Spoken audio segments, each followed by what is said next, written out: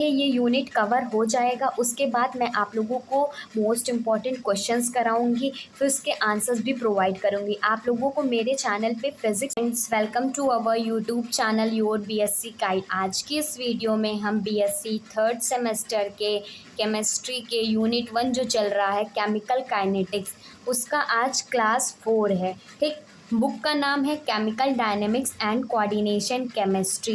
इसका मैंने BSc third semester chemistry का सिलेबस करा दिया है। Most important unit chapter topics बता दिए हैं, कौन से यूनिट मोस्ट इम्पॉर्टेंट है जिसे आपको पहले कवर करना चाहिए, और कौन से टॉपिक्स मोस्ट इम्पॉर्टेंट है जिससे लॉन्ग आंसर बनते हैं, शॉर्ट बनते हैं, सब कुछ मैंने बता दिया है।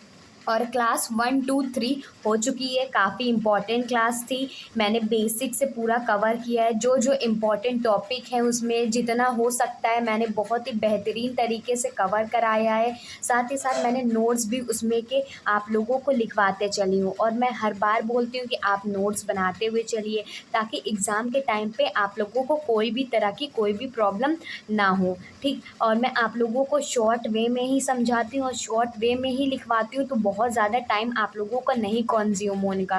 ठीक, तो आप लोगों को क्या करना है, वीडियो को पॉज करना है और नोट डाउन करते हुए चलना है, और वीडियो को स्किप बिल्कुल भी मत कीजिएगा, क्योंकि हर एक टॉपिक को हर एक डिटेल में समझाती हूँ मैं आप लोगों को, ताकि आप लोगों को कोई भी प्रॉब्लम ना हो सके। ठीक, ये क्लास 4 है, आप लोगों ने थंबनेल में टॉपिक देख ही लिया होगा। आज हम लोग फर्स्ट ऑर्डर रिएक्शन करेंगे। इससे पहले मैं बता दूं कि जो क्लास 1 में है उसमें मैंने रेट ऑफ रिएक्शन अच्छे से पढ़ाया हुआ है। क्लास 2 में, ठीक, क्लास 2 में रेट ऑफ रिएक्शन है, रेट एक्सप्रेशन है। 3 में ज़ीरो ऑर्डर रिएक्शन करा दिया हुआ, काफ़ी इंपॉर्टेंट है, उससे डायरेक्ट क्वेश्चन बनते हैं। आप लोगों ने अगर पिछली क्लासेस देखा हुआ है तो आप लोग लिंक कर रहे होंगे। ठीक, अब आज हम लोग देखेंगे फर्स्ट ऑर्डर रिएक्शन। मैंने आप लोगों को कुछ बताया था, क्या बताया था, जब n की वैल्यू 1 होती है तब फर्स्ट ऑर्डर रिएक्शन होता है, जब n की वैल्यू 0 होती है तो ज़ीरो ऑर्डर रिएक्शन होता है। ज़ीरो ऑर्डर रिएक्शन में हम लोग ने पहले ज़ीरो ऑर्डर रिएक्शन के बारे में समझा था, फिर उसका एग्जाम्पल देखा था, फिर ज़ीरो ऑर्डर रिएक्शन का रेट कांस्टेंट निकाले थे, फिर उसके कैरेक्टरिस्टिक्स भी देखे थे। तो ऐसे ही हम लोग फर्स्ट ऑर्डर रिएक्शन में भी देखने वाले हैं। और जैसे ही ये यूनिट कवर हो जाएगा उसके बाद मैं आप लोगों को मोस्ट इम्पॉर्टेंट क्वेश्चंस कराऊंगी, फिर उसके आंसर्स भी प्रोवाइड करूंगी। आप लोगों को मेरे चैनल पे फिज़िक्स और केमिस्ट्री और मैथ्स तीनों सब्जेक्ट मिल जाएंगे। सिलेबस ऐसे ही चलता रहेगा, सिलेबस चलेगा, most important unit, chapter, topic, और सारा यूनिट मैं इस बार डिटेल से पढ़ाने भी वाली हूँ। काफ़ी पहले क्लास स्टार्ट हो गई है, तो ज़्यादा से ज़्यादा बच्चों तक शेयर कर दीजिए ताकि वो भी क्लास में ज्वाइन हो सके। ठीक, तो फर्स्ट ऑर्डर रिएक्शन होता क्या है, सबसे पहले डिफिनीशन लिखेंगे, फिर उसके बाद जानेंगे फर्स्ट ऑर्डर रिएक्शन क्या होता है। फर्स्ट ऑर्डर रिएक्शन में जो रेट ऑफ रिएक्शन है सिर्फ कंसंट्रेशन एक रिएक्टेंट के ऊपर डिपेंड करता है। हमने देखा था ना, ए प्लस बी हमारा प्रोडक्ट सी बना रहा था, ये हमने रिएक्शन देखी, काफ़ी बार देखी हुई है। तो इसमें जो रेट ऑफ रिएक्शन है सिर्फ रिएक्टेंट के एक मॉलिक्यूल के ऊपर ही डिपेंड करता है, ये फर्स्ट ऑर्डर रिएक्शन में होता है। तो इसमें लिखेंगे हम लोग a reaction in which the rate of reaction, ROR मैंने आप लोगों को पिछली वीडियो में भी बताया हुआ है कि ROR क्या है, rate of reaction. Rate of reaction depend upon the concentration of only one reactant is called first order reaction. आप मेरे साथ नोट डाउन भी करते हुए चलिए, क्योंकि इस बार नोट्स मैं आप लोगों को नहीं प्रोवाइड करने वाली हूँ। स्टार्टिंग से क्लास, बहुत पहले क्लास स्टार्ट हो गई है, तो आप अभी से नोट्स बनाते हुए चलेंगे ना, तो आपको देखिएगा एग्ज़ाम के टाइम पे आप लोगों को बहुत ही ज़्यादा हेल्प होने वाली है।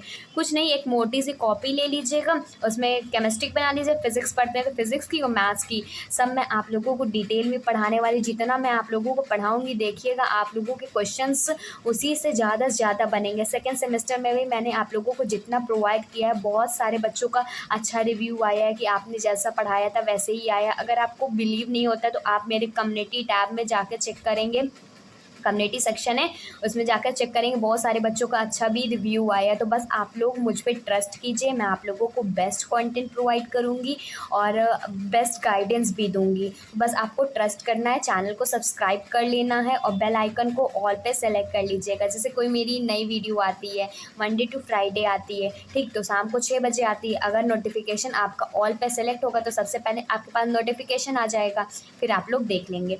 फर्स्ट ऑर्डर रिएक्शन समझ लीजिए कि एक ऐसा रिएक्शन जिसमें रेट ऑफ रिएक्शन मैंने आप लोगों को निकालना समझाया है, जो डिपेंड करता है concentration of only one reactant, मतलब एक रिएक्टेंट के कंसंट्रेशन पे ही डिपेंड करता है, तो वो फर्स्ट ऑर्डर रिएक्शन कहलाता है। ठीक, फर्स्ट ऑर्डर रिएक्शन आपका कंप्लीट हो गया। फिर इसके बाद एक एग्जांपल देख लेते हैं, जैसे कि C12H22O11 प्लस H2O, ये बनाएगा C6H12O6, C6H12O6। ठीक, इसकी मॉलिक्यूलैरिटी बताइए। मैंने फर्स्ट लेक्चर में आप लोगों को बताया मॉलिक्यूलैरिटी इसकी कितनी होगी, एक ये मॉलिक्यूल है, एक ये मॉलिक्यूल है। ठीक, तो इसकी मॉलिक्यूलैरिटी 2 हो जाएगी, लेकिन इसका ऑर्डर कितना होगा मैंने आप लोगों को बताया हुआ है कि जो गैसियस मॉलिक्यूल है, अगर वाटर मॉलिक्यूल है, तो उसकी जो ऑर्डर होगा सिर्फ किसका ऐड होगा, मॉलिक्यूल का ऐड होगा, ना कि H2O मॉलिक्यूल का होगा, ना कि गैसियस मॉलिक्यूल का होगा। तो इसका ऑर्डर कितना हो जाएगा, 1 हो जाएगा, इसीलिए ये फर्स्ट ऑर्डर रिएक्शन के अंतर्गत आता है। ठीक, होप आप लोगों को ये डिफिनीशन अच्छे से क्लियर हो गई होगी। ठीक, फिर उसके बाद मैंने आप लोगों को जीरो ऑर्डर रिएक्शन में बताया था कैसे रेट कांस्टेंट निकालते हैं, के की वैल्यू कैसे निकालते हैं, तो हम लोग इसमें भी के की वैल्यू देखेंगे। तो आप लोग हेडिंग डाल लीजिए,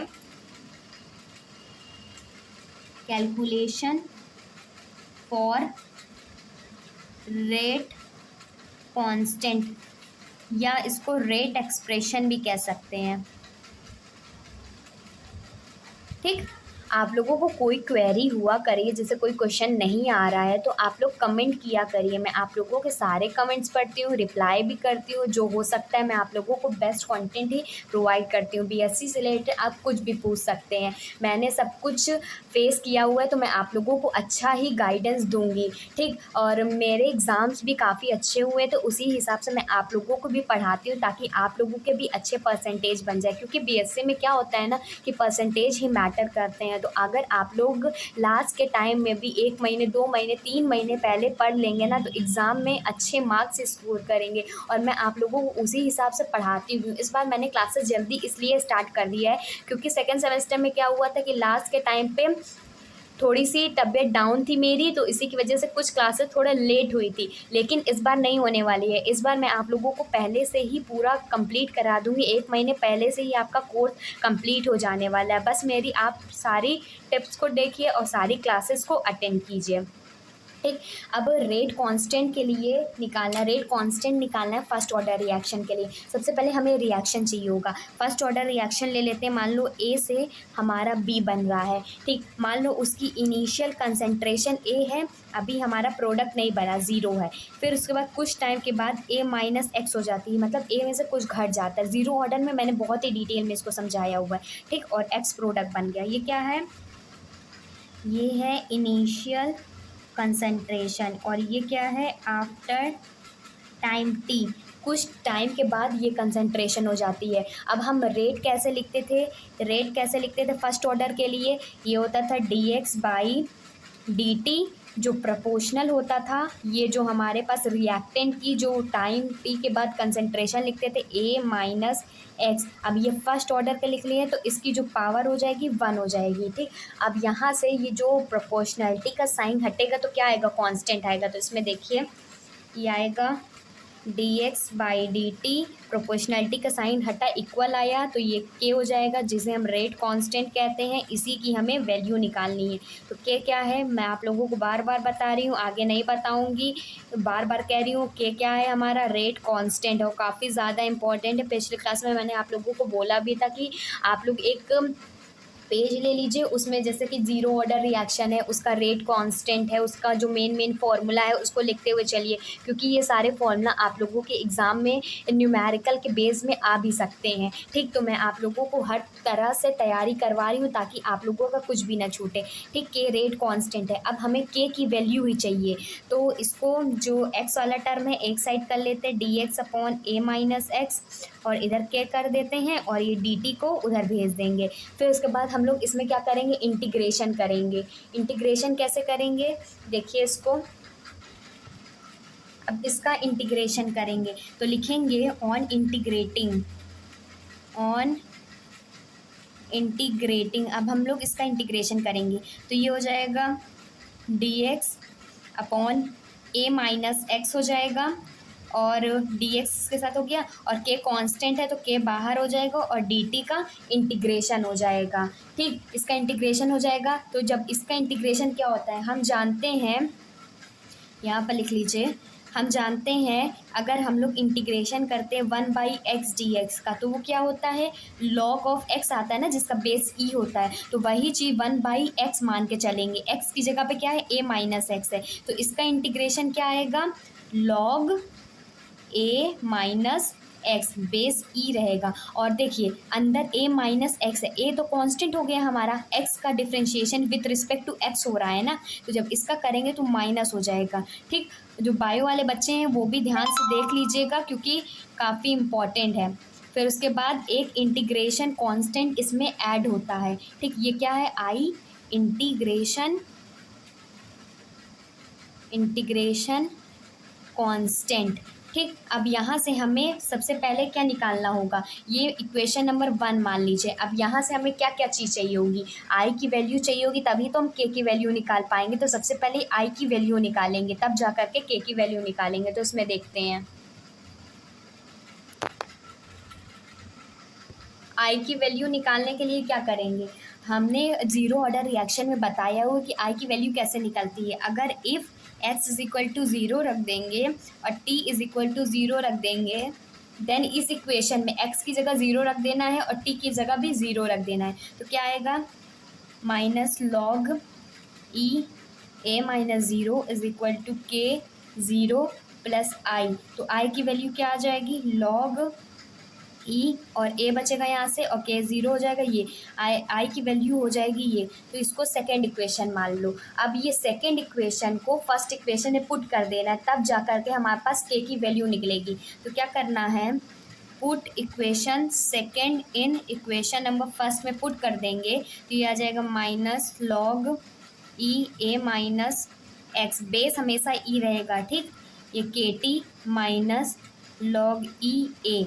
ठीक, और इसको सॉल्व करेंगे। अब इसको अलग अलग सेपरेट कर ले, लॉग ए और लॉग एक्स इसके कर लेंगे, तो ये आ जाएगा लॉग ई और माइनस माइनस हो जाएगा प्लस, नहीं ऐसे मत करिए। ठीक, इतना कर लिए, इतना करने के बाद आगे देखिए, जो लॉग वाला टर्म है ना, इधर जो ये लॉग वाला टर्म था, लॉग ई वाला है, इसको इधर ले आते हैं। जब ये इधर आ जाएगा तो ये पॉजिटिव में हो जाएगा, इस तरह सॉल्व करेंगे जल्दी सॉल्व हो जाएगा। ठीक, नहीं तो उस तरह लंबा जाएगा। ठीक, तो ये आ जाएगा लॉग बेस ई ए, फिर minus log e a minus x is equal to, यहाँ के टी बचा, हमें के की वैल्यू निकालना है। तो ए माइनस बी की प्रॉपर्टी पढ़े हैं ना, लॉग ए माइनस बी की क्या होता है, लॉग ए बाई बी होता है, ये पढ़ा है ना आप लोगों ने, लॉग की प्रॉपर्टी होता है, तो बस वही करना है। तो ये हो जाएगा लॉग बेस में ई अपॉन ए माइनस एक्स हो जाएगा, और इधर के टी हो जाएगा। अब यहाँ से के की वैल्यू निकाल लीजिए, तो के की वैल्यू आएगा 1/t, ये नीचे चला आएगा,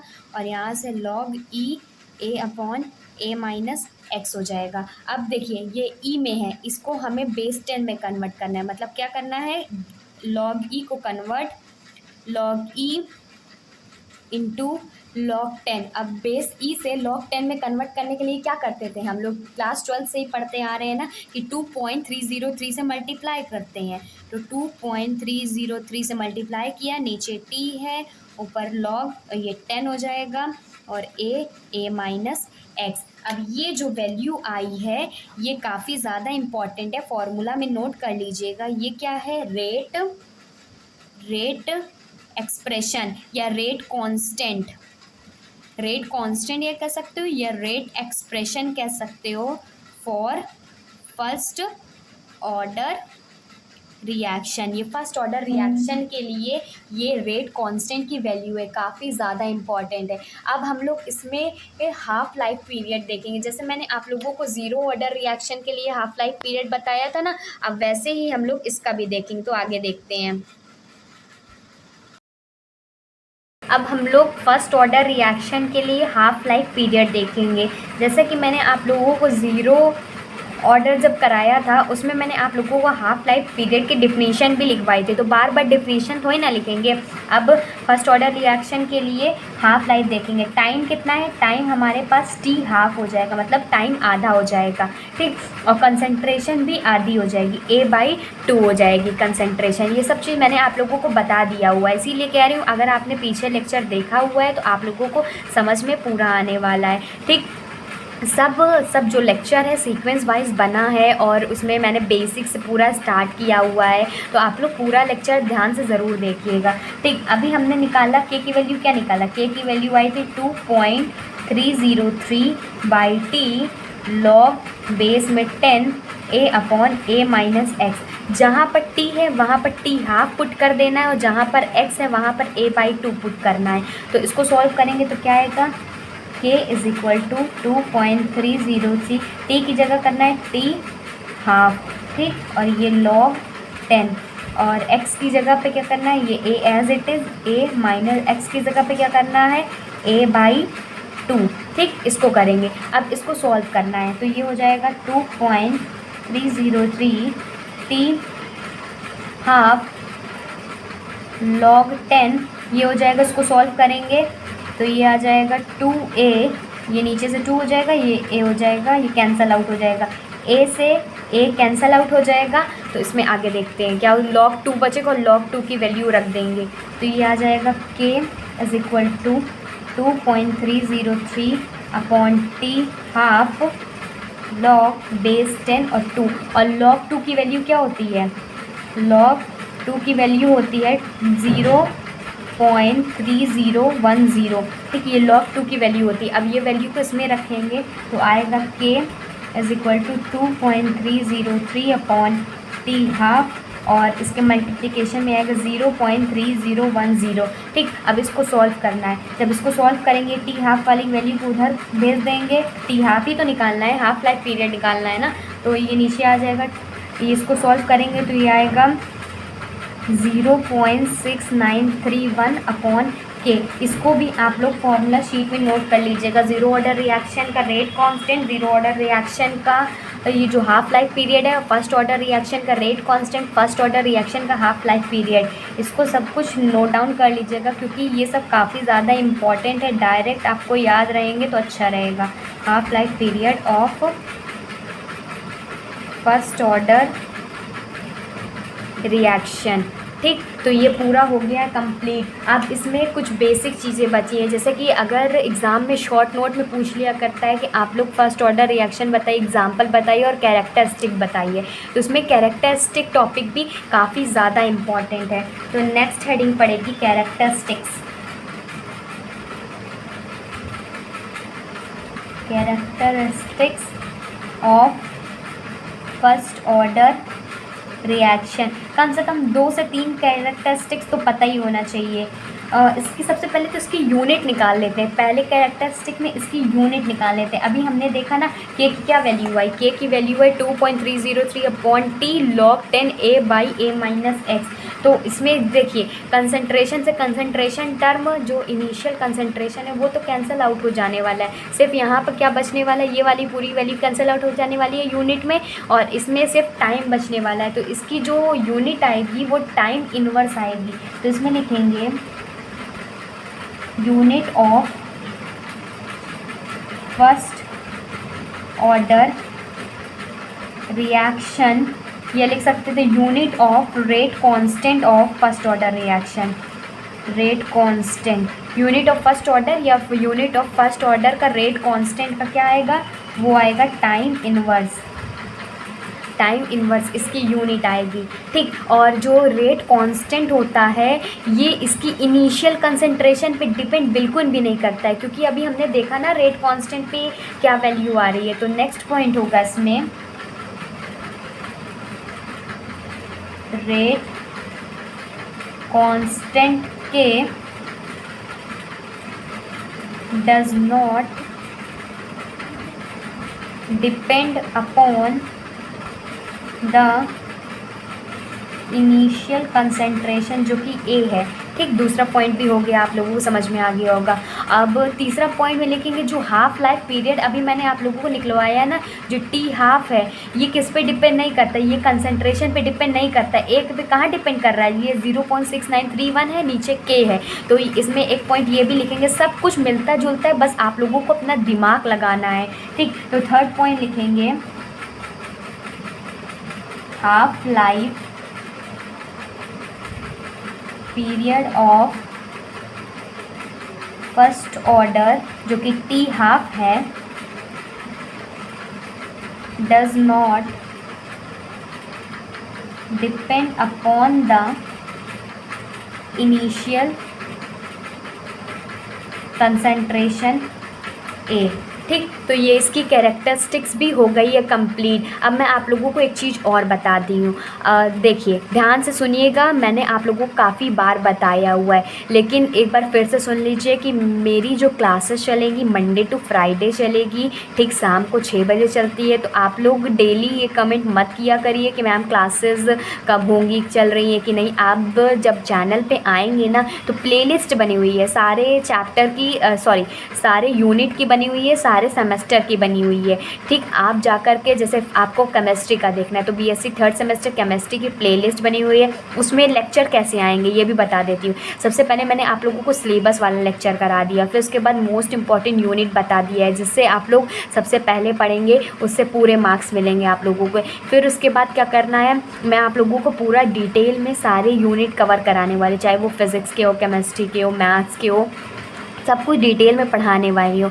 फिर उसके बाद जब पूरा यूनिट अच्छे से कवर हो जाएगा तो मैं आप लोगों को मोस्ट इंपॉर्टेंट क्वेश्चन भी बताने वाली हूँ। सिर्फ उतने ही क्वेश्चन पढ़ लेंगे, आप लोगों के एग्ज़ाम पूरे के पूरे हो जाएंगे, ठीक। और जो मैं आप लोगों को पूरा डिटेल में लेक्चर इसीलिए पढ़ा रही हूँ क्योंकि बहुत सारा आंसर यहीं में से आपको मिलेगा। वही चीज़ लिख पा रही हूँ जो आप लोगों को आंसर में होगा, लिखना होगा, वही चीज़ मैं आप लोगों को बताती हूँ जो आप लोगों के लिए रेलेवेंट हो, आप लोगों के लिए काम में आए। फिर पेपर भी मैं आप लोगों को प्रोवाइड करती हूँ, मेरे पास वैसे अवेलेबल नहीं होती तो मैं आप लोगों के लिए लिख लिख के प्रोवाइड करती हूँ। तो मैं आप लोगों के लिए सब कुछ करने को तैयार हूँ, बस आप लोग ट्रस्ट कीजिए, चैनल को सब्सक्राइब कर लीजिए और बेल आइकन को ऑल पे सेलेक्ट कर दीजिए। मेरी वीडियो अच्छी लगती है, अगर आपको हेल्प होती है तो काफ़ी ज़्यादा मेहनत लगती है, बनाती हूँ आपके लिए, फिर लिखती हूँ जो जो इम्पॉर्टेंट होते हैं आज के न्यू एजुकेशन पॉलिसी के हिसाब से सारे टॉपिक ढूंढती हूँ, फिर मैं आप लोगों को लिखवाती हूँ। तो अगर आप लोग अप्रिशिएट करना चाहते हैं तो आप लोग लाइक कर दिया करिए और कमेंट ज़रूर किया करिए। आप लोगों के एक लाइक से, कमेंट से मुझे भी मोटिवेशन मिलता है।